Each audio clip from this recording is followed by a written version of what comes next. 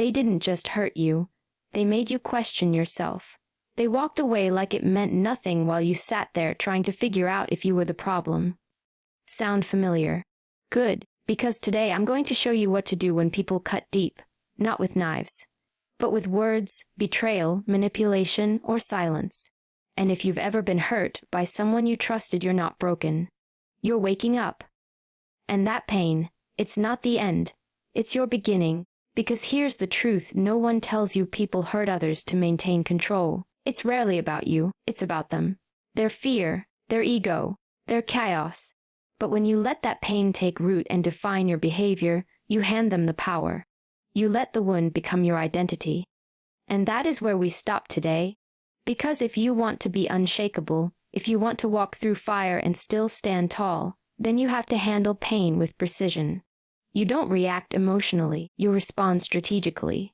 That's what powerful people do. First, don't personalize their poison. Someone lies to you, ghosts you, cheats on you, humiliates you. Your first instinct is to ask, what did I do wrong? Wrong question. The right one is, why are they behaving like this? And even better, why am I still giving it energy? When people are emotionally damaged, they don't see you clearly. They project their wounds onto you. And if you accept their treatment as truth, you're agreeing to wear clothes that were never tailored for you. Take a breath, step back, and understand what they did is a reflection of who they are, not who you are, because the first instinct when someone wounds us is to turn the mirror inward. What did I do wrong? Was I not enough? Did I say something? Did I cause this? That inner interrogation starts quietly, but it gets loud fast. And before you know it, you're carrying guilt for something you didn't even create. Let me be blunt. You are not responsible for someone else's inability to treat you with decency. When people lash out, betray, abandon, manipulate, it's rarely because you failed. It's because they did. Hurt people don't heal by hurting others. They control, they project, they punish. That's not strength. That's emotional immaturity. That's fear wrapped in ego. But here's the part that takes real power to accepting their behavior isn't about your value. It's about their pain, their history, their weakness. If you internalize their chaos, you become a casualty in their war. You start dressing up in their wounds and mistaking them for your identity. That's where your power leaks. So when someone crosses you, pause, breathe. Remind yourself this isn't mine to carry. You do not absorb their judgment. You do not accept their disrespect as truth. You don't personalize their poison. You return it to sender. Because emotionally intelligent people don't absorb. They observe. And observation without attachment. That's how you win. That's how you protect your peace and keep your dignity intact. The moment someone disrespects you, your body reacts before your mind catches up. Your chest tightens, your jaw locks, your blood heats. Because your instincts want justice now. You want to speak up, clap back, fire off a text, storm out, defend yourself. But let me ask you, what has reacting emotionally ever actually solved? Real power is not in the reaction. It's in the control. And I don't mean suppressing your emotions. I mean mastering them so they don't master you. Because the second you react from anger or pain, they've won. They've pulled you out of your position. They've knocked you off center. And you've handed over the keys to your peace. You want to be the kind of person who doesn't get rattled when someone tests you. You want to be the one who says, I see what you're doing, and I'm not taking the bait. Because the more triggered you are, the more visible your buttons become.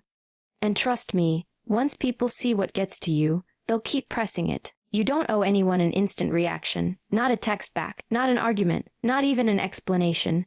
Sometimes the most powerful move is no move at all. You pause, you evaluate. You choose how you want to show up, not how they try to drag you in. Let them think you're cold. Let them call you distant. That's fine, because what you really are is composed, strategic, focused. And when you learn to protect your emotional state like it's sacred territory, that's when they stop being able to shake you. That's when you become unbreakable. Silence is not weakness. It's not avoidance. It's precision. The moment you realize you don't have to respond to everything, you unlock a different kind of power. See? People who hurt you often aren't looking for resolution. They're looking for a reaction. They want to see if they can still control you, still provoke you, still matter enough to shake your center. So when you stay silent, when you don't flinch, when you don't give them the cues they're fishing for, you starve their ego. And that silence, that becomes the loudest message you can send. Most people are addicted to noise, talking, explaining, defending, proving. But emotionally intelligent people know when to disengage. You're not obligated to attend every argument you're invited to. You're not required to educate people who are committed to misunderstanding you. Sometimes, silence is how you say, I've already outgrown this conversation. You don't need to slam doors. You just stop walking through them. You pull your energy back, not out of spite, but out of self-respect. Because here's what most don't understand. Your silence forces them to sit with themselves. It holds up a mirror, and that is far more uncomfortable than any comeback you could have delivered. So if someone disrespects you, betrays you, lies to you, tries to spark a reaction, pause and let your silence speak. Let them wonder what you're thinking. Let them feel the absence of your attention. Because that silence, that's where your dignity lives. That's where your power sharpens. That's where you stop playing small and start commanding the space you deserve. There comes a moment when you stop hinting and start drawing the line. Because let me tell you, if you don't set your boundaries, someone else will set them for you. And it will always be in their favor. People who hurt you often push to see what they can get away with. And if you let something slide once, they'll assume they can do it again. You think you're being kind by keeping the peace, but what you're really doing is teaching them that disrespect has no consequence. That's not kindness. That's self-abandonment. Setting boundaries isn't about being aggressive. It's about being clear. It's standing in front of someone and saying, not with emotion, not drama, but with calm authority, this doesn't work for me. And that's it. You don't need to justify it.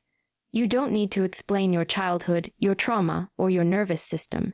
You say it once, you say it firmly, and you back it with action. Because boundaries are only real if you enforce them. And when you do, people will show you exactly who they are. Some will respect it. Some will get uncomfortable, and some will push back. Because they were benefiting from your lack of limits. That's your signal. That's the moment you realize who truly values you, and who only values what they can take from you. But no matter how they respond, you hold the line. Because you're not here to be liked by everyone, you're here to be respected by the right ones. And respect doesn't come from how much you give, it comes from how clearly you guard what's yours. You want to know the fastest way to lose your power. Retaliation, that impulse to get even, to show them how it feels, to make them regret ever messing with you. It feels good in the moment, it feels like justice. But it's not, it's a trap. Because the second you go down to their level, you're not leading anymore, you're chasing. And powerful people do not chase pain, they transform it. When someone hurts you, yes, it stings, it shakes your trust. It triggers that part of you that wants to scream, you don't get to do this to me. But the truth is, when you try to hurt them back, you're still handing them your attention. You're still orbiting around their dysfunction. And they are not worth that space in your mind, your day, or your energy.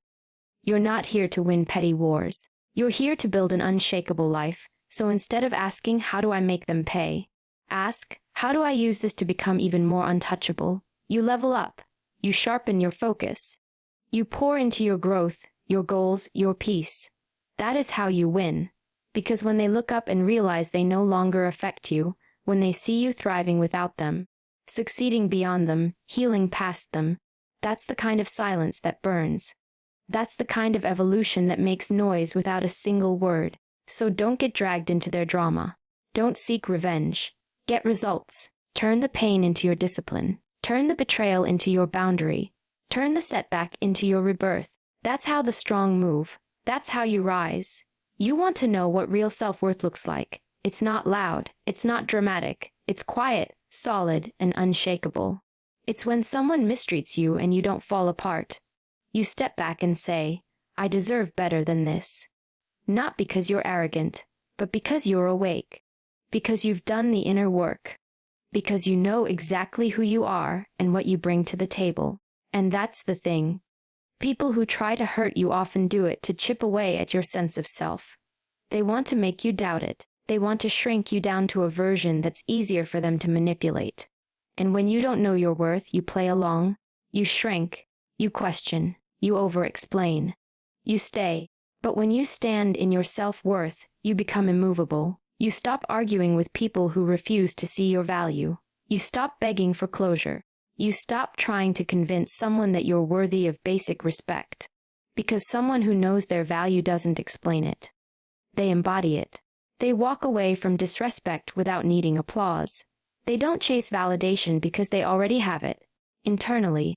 And once that clicks, the way you carry yourself changes. You stop tolerating half-effort, mixed signals, shady energy, and empty apologies. You stop adjusting your standards just to keep someone close. Because keeping the wrong people in your life isn't loyalty. It's sabotage. And your self-worth will always demand more than your comfort zone. That's when you stop settling. That's when your entire life starts to change. When someone hurts you, cuts deep, betrays your trust, plays games with your mind, the aftermath can be brutal. You question everything. You replay moments over and over again, wondering what you missed, how you let it happen, what you could have done differently. And in that process, you shift the focus away from the person who caused the pain and place it directly on yourself. You start making you the villain in a story that they wrote. That's how manipulation works. That's how emotional wounds begin to shape your identity. But here's what I want you to hear clearly. Just because someone couldn't see your worth doesn't mean it disappeared. Your value doesn't vanish because someone else was too damaged to recognize it. And it sure as hell doesn't shrink because they chose to walk away. You don't need someone else's validation to confirm your value. You never did. The problem is, when we get hurt, especially by someone we trusted, we make the mistake of measuring ourselves through their lens.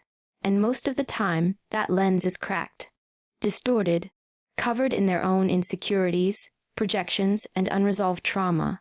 They weren't seeing you, they were seeing a mirror of their own chows. But if you're not careful, you'll start believing their version of you. You'll take their disrespect and wear it like a second skin. You'll let their silence convince you that you're unworthy. You'll let their betrayal shape your self-talk. That's how powerful the wound becomes when you let it go unchecked. But the moment you shift the focus back to you, everything changes. When you stop obsessing over why they did it and start asking what you deserve, you step back into your power. You stop begging for answers. You stop chasing closure. You stop performing for people who were never qualified to judge your worth in the first place. You don't need them to validate your experience. You lived it. You felt it, and now you get to decide how you respond to it. You're not here to carry someone else's inability to love you. That weight doesn't belong to you. If someone chose to lie, to cheat, to manipulate, to abandon, that's a reflection of their emotional maturity, not your lovability. Strong women, strong people, don't waste time decoding the actions of those committed to misunderstanding them. They don't drown in overanalysis. They rise, they observe the lesson, extract the truth, and move with clarity. That doesn't mean the pain goes away overnight. It doesn't mean you don't feel it. It means you don't live in it. You honor the hurt, but you don't worship it. You acknowledge it, but you don't build your life around it. And that's where emotional discipline comes in. Because if you're not careful, pain can become a pattern. You start replaying the same story, different people, different faces, same betrayal. Why? Because you haven't healed the original wound. And the wound keeps attracting lessons until you finally decide to stop bleeding all over your future. You have to get honest with yourself. Are you chasing people who hurt you because it's familiar? Are you drawn to dysfunction because peace feels uncomfortable? Are you defining your worth by how hard you had to fight to keep someone? That's not love. That's trauma repetition. But when you bring the focus back to you, you start asking different questions. You start prioritizing different things. Instead of, how do I fix them? You ask, how do I protect myself? Instead of, why did they leave? You ask, why was I holding on so tight to someone who never showed up? Instead of, what could I have done to make them stay? You say, what boundaries did I ignore just to feel seen? That's when you begin to heal. That's when you reclaim your voice. You start showing up for yourself in ways you were begging others to show up for you. You start being loyal to yourself. You stop breaking your own heart trying to save someone who was never even trying. You learn to sit with discomfort instead of distracting yourself with dysfunction. You stop calling chaos chemistry. You stop making excuses for red flags just because you're scared of being alone. You sit in the stillness, you listen to your gut, and you trust yourself enough to walk away from anything that doesn't honor who you are. And it's not easy. I won't lie to you. It takes grit. It takes discipline. It takes nights where you cry and mornings where you wake up feeling empty. But eventually, if you keep choosing yourself, you start to feel stronger. You start to feel lighter. You stop asking why they hurt you and start asking how you let it go on for so long. And that's not about blame. That's about awareness. Because once you see it clearly, you don't repeat it. You don't settle for breadcrumbs when you know you bring the full table. You don't chase love. You become it. You don't prove your worth. You own once you do. No one can take that from you again. Not a partner, not a friend, not a boss, not a family member. You stand firm. You protect your space. You protect your peace. Because you finally understand. You are not here to be understood by everyone. You are not here to convince people to treat you right. You are not here to be chosen.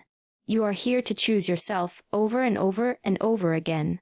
And when you do that, when you turn all that energy inward, when you pour into your growth, your healing, your evolution, something powerful happens.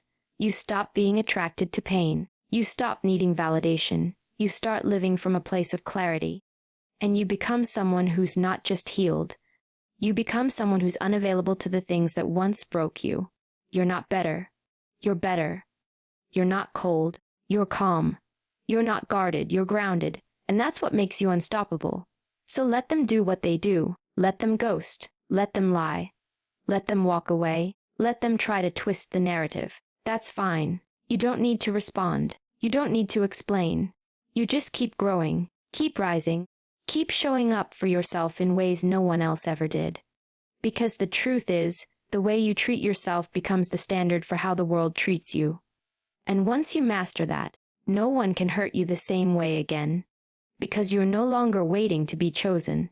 You've already chosen you. Forgiveness is one of the most misunderstood forms of strength.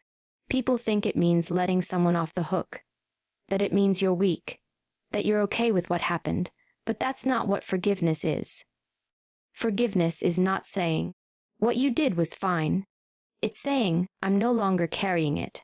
Because here's the truth most people don't want to admitting: when you refuse to forgive, you stay tied to the pain. You keep that person emotionally alive in your world. They move on, they forget, they sleep at night. And you're still bleeding from a cut they stopped thinking about. Refusing to forgive is like drinking poison and hoping the other person gets sick. You relive the betrayal, the insult, the trauma, again and again. And every time you do, you reinforce the wound. You let it define you. But forgiveness is cutting the cord. It's standing up and saying, you don't get to take any more of my peace. Not now. Not ever. It's not about them. It's never been about them. It's about you. Because what you're really saying when you choose to forgive is, I choose me. I choose freedom. I choose to reclaim the space you've occupied in my head for too long. That doesn't mean you let them back in. That doesn't mean you forget what they did. You can forgive and still walk away. You can forgive and never speak to them again. You can forgive and still hold them accountable. Forgiveness doesn't erase boundaries. It reinforces them. Because it means you've risen above the need for revenge. You've stopped looking for closure from someone who isn't capable of giving it. You've accepted what happened, but you refuse to be defined by it. Some people will never apologize. Some will never understand the damage they caused. That's okay. Let them live in their story. You live in yours. One built on strength, not spite. One shaped by self-respect, not bitterness. One where you are free. Not because they earned your forgiveness, but because you earned your peace.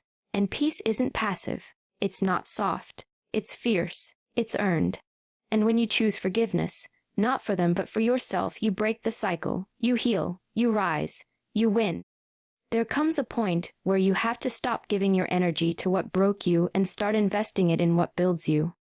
The longer you stay stuck analyzing them, obsessing over why they did it, checking their social media, waiting for them to realize what they lost, the more power you give away. You're not healing. You're reattaching. You're keeping the wound fresh by making them the center of your thoughts. And the truth is, the longer you stay focused on them, the longer you delay you. Because the real shift, the real transformation, starts when you redirect the energy, when you stop looking outward and start turning inward. When you stop asking, why did they hurt me? And start asking, why did I allow it for so long? What am I ignoring in myself? What am I trying not to feel? That's where your breakthrough lives. You don't find your strength staring at the damage. You find it in the rebuild. You find it in the daily decision to prioritize your peace over their chaos, your future over their memory, your worth over their validation. You want power, then stop feeding your attention to people who didn't value it in the first place. Your attention is currency. And every time you spend it on something that doesn't grow you, you're paying the price. You have to be ruthless with your focus. Because when you shift that focus back to you, you become dangerous. In the best way, you start becoming unavailable to drama, unavailable to disrespect, unavailable to anyone who expects you to shrink so they can feel bigger. You start showing up differently. You walk into rooms with quiet confidence. You stop explaining yourself to people who never listened anyway. You stop performing. You stop chasing. You stop trying to be understood. Because when you really understand yourself, you don't need to be validated by anyone else. You know what you bring. You know what you deserve. You know what you're done tolerating. And people will notice. Some won't like it. That's okay. Let them adjust to the upgraded version of you, or let them exit. Either way, it's not your job to babysit their discomfort. It's your job to protect your growth, to protect your time, to protect your energy like it's sacred, because it is. You've been through too much to hand your focus to people who wouldn't even hold your heart with care. So stop making them the main character in a story that's supposed to be about you. Stop giving away pages of your life to people who don't deserve a footnote. Pull that energy back. Take all that pain and turn it into purpose. Take the betrayal and use it as fuel. Take your attention and put it where it always should be, on building a version of you so strong, so clear, and so self-assured that nothing and no one gets to dim it again. Pain is inevitable, but staying in pain, that's a choice. And too many people live their lives dragging the weight of what was, instead of rising into what could be. They hold on to the betrayal, the loss, the disrespect like it's a badge of identity. It becomes their story, their lens, their explanation for why they don't trust, why they keep walls up, why they don't move forward. But here's the truth: most people avoiding pain will either imprison you or evolve you. And you have to decide which one you're going to let it do. When you cling to the grudge, when you keep rehearsing the same hurt in your mind, all you're doing is locking yourself in a story that's already over. And the irony, the person who hurt you, half the time they've already moved on. They're not losing sleep, they're not overthinking. You are. And the longer you carry that weight, the heavier your life becomes. You miss new opportunities, better relationships, your own potential. Because your hands are still full of yesterday's pain. But when you decide to let it teach you instead of define you, everything changes. You stop asking, why did this happen to me? And start asking, what is this trying to show me? What patterns do I need to break? What boundaries do I need to reinforce? What part of me needs healing so I never end up here again? That's when the pain becomes power. That's when it stops being your prison and starts becoming your blueprint. And that shift, it doesn't make you softer. It makes you sharper. You don't forget what happened. You just stop allowing it to shape your identity. You take the lesson and you build something with it. You learn to trust yourself in a way you never did before. You speak up faster. You walk away sooner. You see red flags as stop signs, not challenges. That's growth. That's what rising looks like. But let's be real. It takes courage. Growth hurts too. Healing isn't pretty. It's not all journals and candles and deep quotes. Sometimes it's sleepless nights. Sometimes it's facing truths you've avoided for years. Sometimes it's sitting in silence and feeling things you tried to numb. But that's the work. That's the process.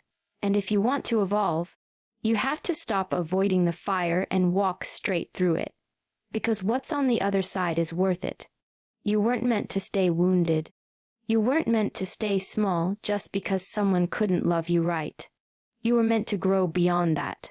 You were meant to turn that pain into wisdom, into resilience, into fire. So no, you don't carry the grudge. You carry the growth. And with that, you walk differently. You speak differently. You live differently. Not because you're hardened, but because you're finally whole. So in the end, it's not about them. It was never about them. It's about how you choose to respond, how you decide to rise, how you reclaim every ounce of power they tried to take. You don't need revenge. You don't need closure. You don't need to prove anything. What you need is to protect your peace, stand in your worth, and turn every wound into wisdom. Because you're not here to stay wounded.